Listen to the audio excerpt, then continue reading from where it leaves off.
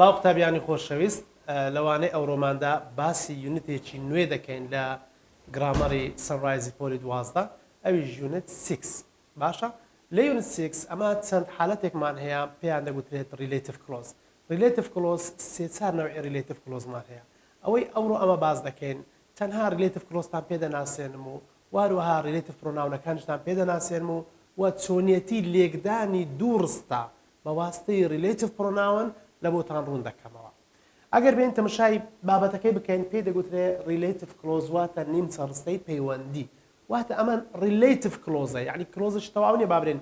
بەشێکی کلۆزەکەیە ئەم بەشە پەیوەندی بە بەشەکەی پێش خۆی وهەیە واتە کاریگەری لەسەری دروست دەکات واتە وەصفی دەکات یاخود بابرێن مانایەکەی تەواو دەکات لەبەر هەندێک پێی دەگوترێت ریلیتیڤ کلۆز لە ریلیتیڤ کلۆز ئێمە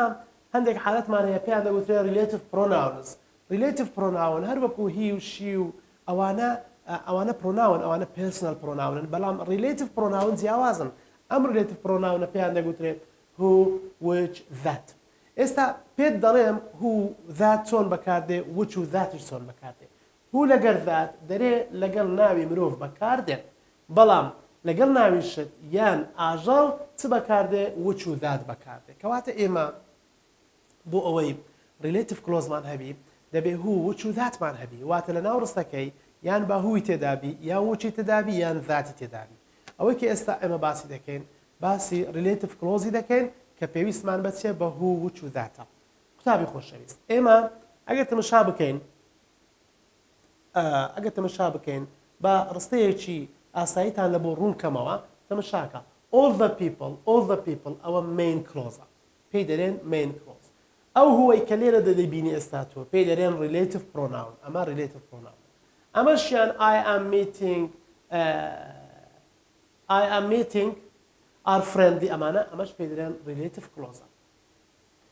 تەمەشاکە ڕستەکە لە چ پێکاتێ لە مین کلۆز پێکاتە ریلیتیڤ پرۆناون پێکاتە و هەروەها لە ریلیتیڤ کلۆزش پێکاتە طبعا ئەو هوە لەگەڵ ریلیتیڤ کلۆزە هەمووی یەک بەشە ریلیتیڤ کلۆز زۆر باشە قوتابی خۆشەویست ئەوە زانیمان ڕستەکە لە چ پێکاتە ئێستا دێن با بزانین ئەگەر دوو ڕستەی لێک بدەین ئەو ریلیتیڤ پرۆناونە لە چێن دەردا دەدرێت یعنی شوێنەکەی تەمەشا بکەین با سەیری ئەو دوو نمونەی بکەین بۆ ئەوەی بزانین دوو ڕستەی چۆن لێکتر قەیم دەکەین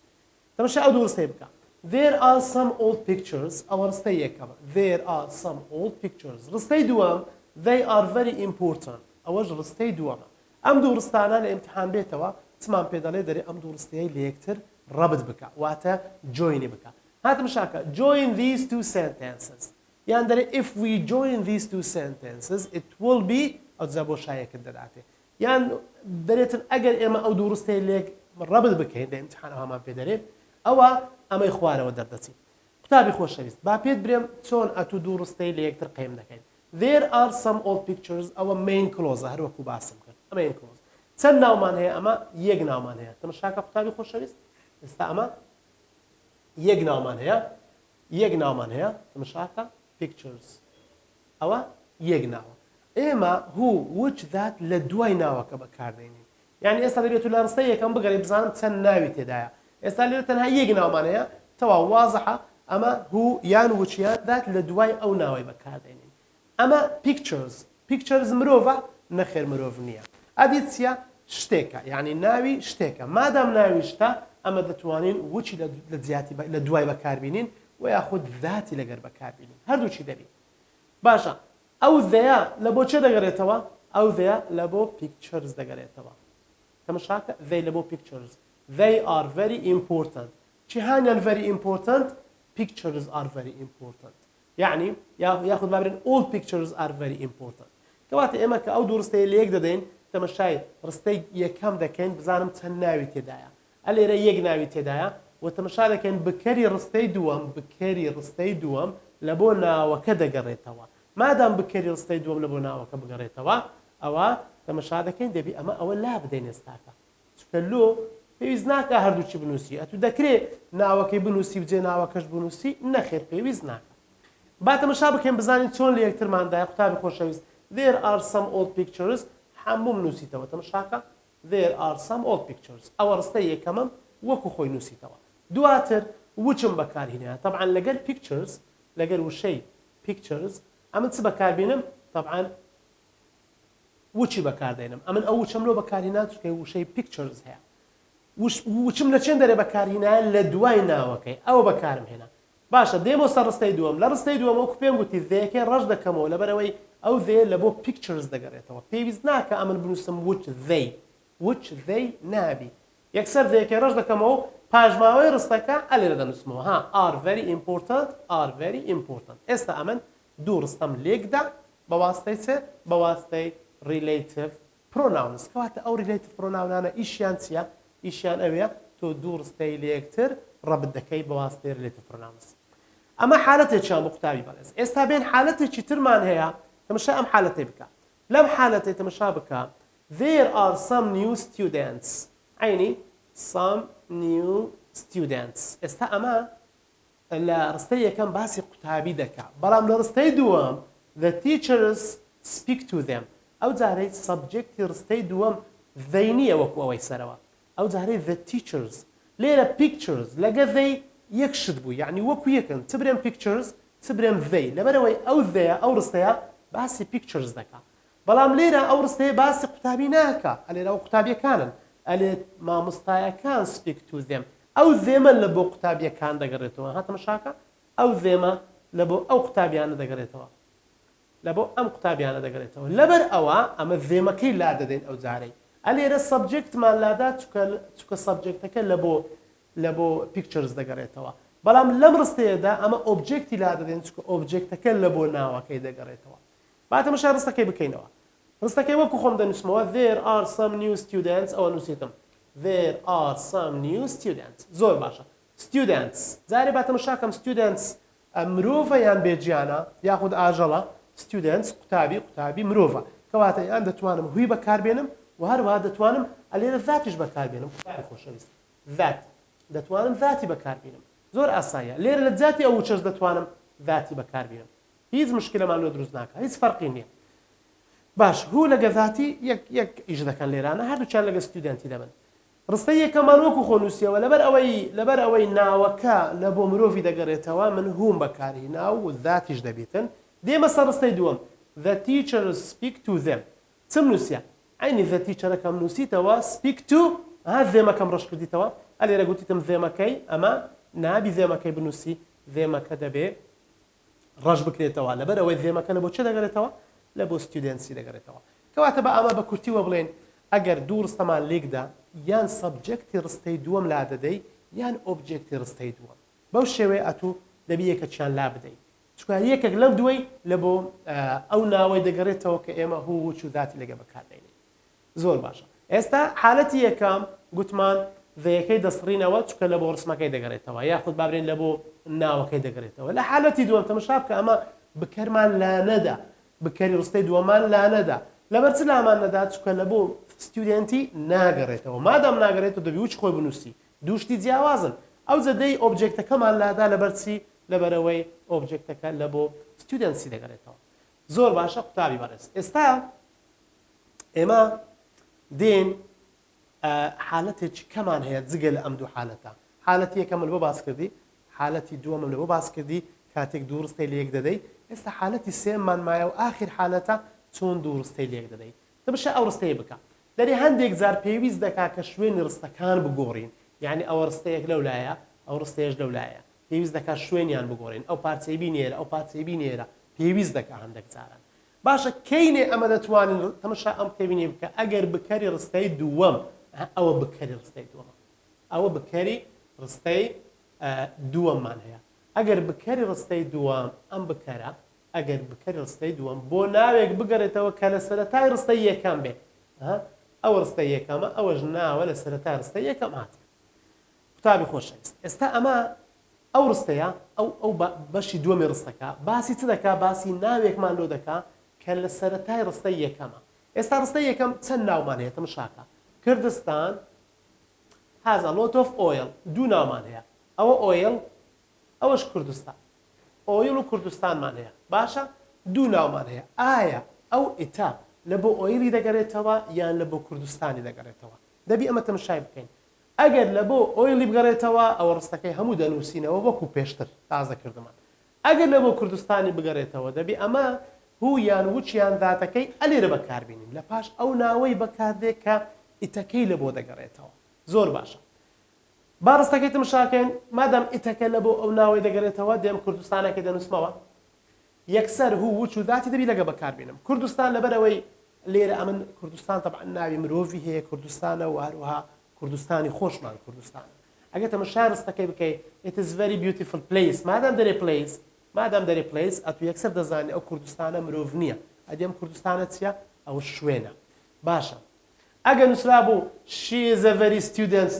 a very clever student لەو حالەتێت دەزانی کوردستان مرۆڤە دەبی هوی لەگە بەکاربینی بەڵام لێرە ئەمە دەزانین کوردستان شوێنە مادام شوێنە ئەوە وچم لەگە بەکارینە قوتابی خۆشەویست پاژەوەی ناوی یەکەمت نووسی ئەوە ناوەکەمان نووسی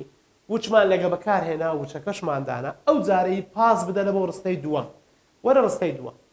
لە ڕستەی دووەم لەبەرەوەی ئیتەکە لە بۆ کوردستانی دەگەڕێتەوە برێ ئیتەکەی نانووسین دوایە is a very beautiful place بنووسەوە is a very beautiful place نووسیەوە کە ئەو بەشەی ڕستە تەواو کرد دیسان وەرەوە بەشی یەکەمی ڕستەکەی بەشی ڕستە یەکەم برێ has a lot of oilش بنووسەوە کەواتە ئەمن چم کرد جاری یەکەم کوردستانەکەم نووسی وچم لەگە بەکارهێنا هاتمە بەشی دووەمی ڕستەکەی ئیتم ڕەش کردەوە ئەو کۆمپلیمنتەکەشم لەگە نووسی ئەو جا هاتمەوە تەواوکەری ڕستە یەکەمەم نووسیەوە لەبەرەوە ئێستا ئەوە حالەتی سێم بوو هەندێک جارەوەی پێویست دەکات شوێنی ڕستەکان بگۆڕین زۆر باشە ئێستا دێم قوتابی خۆشەویست چەند نمونەیەکی وزاری دەدەمێ لەسەر ئەم جۆرە پرسیارانە دەبێت تو بزانی ئەم جۆرە پرسیارانە چۆن حەل دەکەیت چکە بەڕاستی نمونەی پرسیاری وزاری لێ دێتەوە دەرێ ڕستەی یەکەمت دەداتێ ڕستەی دووەمیش دەداتێ دەرێ یاڵە لێکیان بدا بزان یەک لەمانەی خوارەوە ڕاست دەردەچی بۆ نمونە باتە بشای نمونە یەکەم کەم بزانین چۆن هاتیتەوە باشە قوتابی خۆشەویست ئێستا با تەماشای ئەمانە بکەین باشە تەماشاکە دەرێ the first use of fiber optics was in the photophone قوتابی خۆشەویست ئەوە ناوێک ئەو ڕستە یەکەمە the first use of fiber optics ئەوەش ناوە چکەیە باشە ئێستا ئەمە دوو ناومان هەیە دەبی ئەمن بزانم ئەو ئیتا ئەوە لە بۆ چی هەن ناوی دەگەرێتەوە لە بۆ ناوی یەکەم دەگەرێتەوە ئەگەر لە بۆی بگەرێتەوە دەبی هوو چەکە لێرەدا بندرێت ئەگەر لە بۆ ئەو ناوی بگەرێتەوە دەبی هوو چەکە لێرەدا بندرێت it was invented in 1880 فۆتۆفۆن لە ساڵی 1880 invent کرا یعنی داهێنرا مادامەیە باسی فۆتۆفۆنی دەکات کەواتە ئەو ئیتە لە بۆ چێ دەگەرێتەوە لە بۆ فۆتۆفۆن دەگەرێتەوە ڕستەکە چی لێ دێکەواتە دەبێت ڕستەکە هەمی وچ خۆی بنووسێتەوە هەتا فۆتۆفۆنی دوای ئیتەکەی دەبی ڕشکەیەوە لە جیاتی ئەو فۆتۆفۆنەی دەبی وچ یان ذاتی بەکاربینی ئەو جە was invented با بزانین تەماشای یەکەمی بکات هەستایە چی کردیا هەمی وچ خۆی نووسیتەوە ئەو وەڵامە لە پرسیاری وزاری بەشی یەکەمی ڕستەکەی دایتە تو تەماشاکە the first use of fiber optics was invented in photophone حتى فۆتۆفۆنەکەی وچی خۆی هیچ مشکلەی نییە ئەلێرە مەبەستەکەی ئەوێ بزانم ئەتو ئیتەکەی لا دەبەی ئەدی was invented تەکەی کودادنەی تەماشاکە یەکسەر دەرێ which was invented in 1880 ئەو وچەی دانایە ئەلێرە ئیتەکەی لادایە وچەکەشی دانایە was invented in 1880 ئەوە وەڵامە ڕاستەکەیە ئەو وەڵامە چی ڕاستە با بزانین ئەوە چ عیبی هەیە ئیتەکەی نووسیتەوە which it was invented لێرە ئیتەکەی نووسیتەوە لەبەرەوە ئیتەکەی نووسیتەوە ئەوە دەبتە غەڵەت نابی ئیتەکەی بنووسیەوە قوتابی خۆشەویست ئەلێرە لەگەر فۆتۆفۆنی چی بەکارهێنایە هوی بەکارهێنایە ئاخر هوو نابی هوو لە بۆ مرۆڤ بەکاردێ هوو لە بۆ مرۆڤ بەکاردێ لەبەرەوە ئەوەش وڵامەکە غەڵەتە دواتر لێرە دیسان هوی بەکارهێنایەتەوە گوتم هوو لە بۆ مرۆڤی نابی کەواتە تو دائیمەن دەبی چ چێک بکەیت دەبی بزانی هوو یان وچی بەکارهێنایە ئەوە حالەتی یەکەم حالەتی دووەمش بزانی جێناوەکەی نووسیتەوە یان نا ئەوەش گرنگە تێبینی بکەیت بابینە سەر پرسیاری دووەم the ambulance was carrying the sick man هەیە تەماشاکە sick manم هەیە مانم هەیە مان ئەوە پیاوە مرۆڤە ئەمبیولانسیشم هەیە یعنی ئەمن دوو ناوم هەیە ئێستاکە ناوەچیان دەبی وچی لەگە بەکاربێ ناوەچیشیان دەبی هوی لەگە بەکاربێ لەوانێت تۆ پرسیار بکەی برێ مامۆستا ئەمن ذاتی بەکاردێنم بەس لێرە ذاتت ناداتێ دەی ئەگەر ذاتی نەدات دەکەی دەبی ئەوەی هەر بزانی و لە بۆ مرۆڤە وچ لە بۆ بێجیانە یاخود لە بۆ ئاژەڵە بەڵام ذات لەگە هەردووچی بەکاردێ زۆر باشە ئەوە ڕستەی یەکەم ڕستەی دووەم he was badly injured جەماعەت ئەو هیە لە بۆ چێ دەگەرێتەوە گوتم سەبجێکتی ڕستەی دووەم گەلە مهمە ئێستا ئەو هیە لە بۆ ئەمبیولانسی دەگەرێتەوە یان لە بۆ مانی دەگەرێتەوە بێگومان هی مرۆڤە هی لە بۆ مانەکەی دەگەرێتەوە مادام وایە دەبی ئەمە ڕستەکەی هەتا ئێرە تامانی وچی خۆی بنووسینەوە دەستکاری مەکە لە پاش مانەکەی دەبی ئەمە هوویدا بنێن و هەروەها ئەو بکەرەش دەبی ڕەشکەینەوە was badly injured وچ خۆی دەنووسیەوە دەرێت join use a relative pronoun تابی بەڕێز دەبێت تو بزانی relative pronoun چییە یعنی تەڵەبە هەیە دەزانی هو وچ و داتمان هەیە بەس نازانی relative pronoun چییە relative pronoun یعنی هو وچ و دات هەرگوتیان relative pronoun ئەتو بزانە ئەوە هووە وچە ذاتە زۆر باشە دەرێک کاکە جوینیان بکە ڕەبتیان بکە ئەو جا بە relative pronoun نەشش بەکاربینە تەمەشا ئەو ڕستەی بکە گوتم ڕستەیەکە بۆ چ خۆی دەنووسیەوە ها ئەوەتە the ambulance was carrying the sick man هەتا ئێرە چی لەگە بەکارهینایە گوتم هووی لەگە بەکاردێ ئەوە هووە کەشماندانە گوتم هیەکەی ڕەشکەوە ئەو جە was badly injured ئەو ڕستەیە هیچ عیبی نییە یەکەمیان وەڵامە ڕاستەکەیە ئەی بابین بزانین دووەمیان لۆ غەڵەتە قوتابی خۆشەویست بزانە وچی لەگە چێ بەکارهینایە لەگە ئەمبیولانسی یعنی ناوی یەکەمی وەرگرتیە دەرێ وچ لەگە ئەمبیولانسی بەکاردێ بەڵام ئەمن گوتم هیەکە لە بۆ چێ دەگەڕێتەوە لە بۆ مانی دەگەڕێتەوە لەبەر ئەوەیە تو ناتوانانی وچی لێرەدا بنەی ئەوە غەڵەتەکەیە غەڵەتی دووەم لێرانە لەگە مانی چی بەکارهینایە قوتابی بەڕێز مان وچی لەگە بەکارهینایە ئێکا وچ لەگەر مانی بەکاردێ ئەدی نابرێ برێ هوو دەبا هووی بەکارهیناوە ئەگە چکە فەرقی نیە لەگەرەوەی ئەلێرە هووی بەکارهینا لێرە وچی بەکارهینایە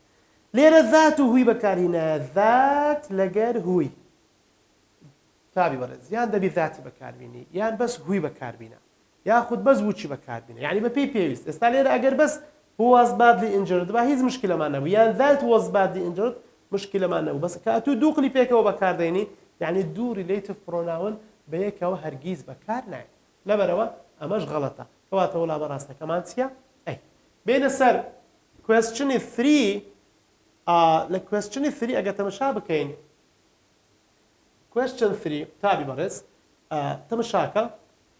Kurds are living in the north of Iraq دوشتمان هەیە عێراقمان هەیە ئەوە عێراق واروها Kurds یعنی کوردەکان ئەگە تەمەشا بکەین Kurds لەگە عێراق زۆر باش Kurds طبعا مرۆڤە ئەوە دیارە ئەوە مرۆڤە مرۆڤ یعنی کوردەکان باشە ئەدی ئەوەیان ئەوە عێراق شوێنە شوێن ناوی شوێنێکە باشە باشە they have a farming tradition باشە ئەتو پێم برێ ئەو ذێ لە بۆ چێ دەگەڕێتەوە ئەو پرسیارەکەی چکە ذەی لە بۆ عێراقی دەگرێتەوە یان لە بۆ کوردەکان دەگەڕێتەوە جارێ ئەتو بزانی کوردەکان ئێسی پێوەیە ئەوە کۆیە مادامەیە ذەی لە بۆ چێ دەگەڕێتەوە ذەی لە بۆ کردز دەگەڕێتەوە مادامەیە دەبی ذەیەکەش لا بچیلو چکە لە بۆ سەبجێکتی ڕستەکەی دەگەڕێتەوە زۆر باشە مادام وایە ئێستا ئەمە دەبێت چ بکەین دەبی ئەمە لێرە هووەکەی بەکاربینی یعنی ئەتو پێم گوتی ناوەکە لە چێن دەرەیە دەبی هوو لە پشتی بەکاربێ join these sentences دەی ئەم دوورستەی لە یەک بدە use a suitable relative pronoun کاکە دەرێ relative pronoun چی گونجاویش بەکاربێ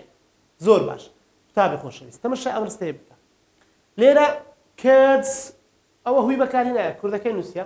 هووەکەی نووسیە بەڵام ذەیەکەی دووبارە نووسیتەوە نابی ذەیەکەی بنووسی ئەوە غەڵەتەکەیە دووەم Kurds are living باشە Kurds ئەمە لۆ ئاڕی بەکاردێنی ئەمە دەبی یان هوو یان وچ یان ذاتی لە دوای ناونەکەی بەکاربێنی بە تایبەتی لێرە دەبی ئەتو هووی بەکاربێنی ئەوە هومان بەکارهێنا ئەوە غەڵەتە هوو بەکار نەهاتێ لێرانە لە سیتم شابکە دەرێ Kurds have a farming tradition یەکسەر Kurds یەکسەر هاتیە have a farming tradition دیانە ئەدی کا relative pronoun relative pronounیشی ئەلێرە relative pronounیشی دانە نایە یەکسەر هاوی دانایە ئەوەش ناوی بەڵام ئەگە تەمەشای ڕستەی کۆتایی بکەی دەرێ Kurds هووەکەی دانایە بەشی دووەمی ڕستەکەی وەرگرتیتەوە who have a farming tradition are living in the north of Iraq ئەوە هیچ عیبی نییە دیڕاستە هیچ کێشەیەکی نییە تابی بەرز ئەو پرسیارە شێوەی سێمە کە ئەمن گوتم هەندێک جار بەشی یەکەمی ڕستەکە دوو ناوی تێدایە ئەتوو ئەگەر ناوی یەکەمت بەکارهێنا یعنی ئەگەر سەبجێکتی ڕستەی دووەم لە بۆ ناوی یەکەم گەڕاوە ئەو جە لەو حالەتەی ڕستەکە ئەتو دەبیت جێی بەشی ڕستەکان بگۆڕی تماشاکە بەشەکەمان گۆڕی و کوردەکەمان دانا ئەو جا هاتین ریلیتیف پرۆناونمان بەکارهێنا ئەو جا ها بە فارمینگ ترادیشنەڵمان داناوە ئەو جا هاتین are living in the north of Iraqشمان لە ئاخیری دانا زۆر باشە. ئێستا قوتابی خۆشەویست ئێمە ئەوڕۆ باسی چمان کرد باسی چۆنیەتی لێکدانی دوورستەمان کرد بە واستەی ریلیتیف پرۆناونز. پێم گوتی ریلیتیف پرۆناون چییە؟ واروها چۆن دوورستەی جیاواز لە یەکتر ڕەبت دەکەین بە واستەی ریلیتیف پرۆناون و بابەتەکەشمان ناوی چ بوو ریلیتیف کلۆز بۆ نیمچەڕستەی پەیوەندی بۆ ئەوی بتوانین دوو نیمچەڕستە لە یەکتر ڕەبت بکەین ئێمە چ بەکاردێنین ریلیتیف پرۆناون بەکاردەهێنین لە دەرسەکانی بێتەوە ئینشاءالله شێوازەکانی تری ئەوتان لە بۆ باز دەکەم full and reduced relative clause و هەروەها چیتریشتان لە بۆ باز دەکەم ئەو بەشانەی ئەکسترا ئینفۆرمێشنت لەوە باز دەکەم هەموو شتەکان لە باز دەکەم کە پەیوەندی بە ریلیتیف کلۆزەوە هەیە کاتێکی خۆش زۆر سپاس.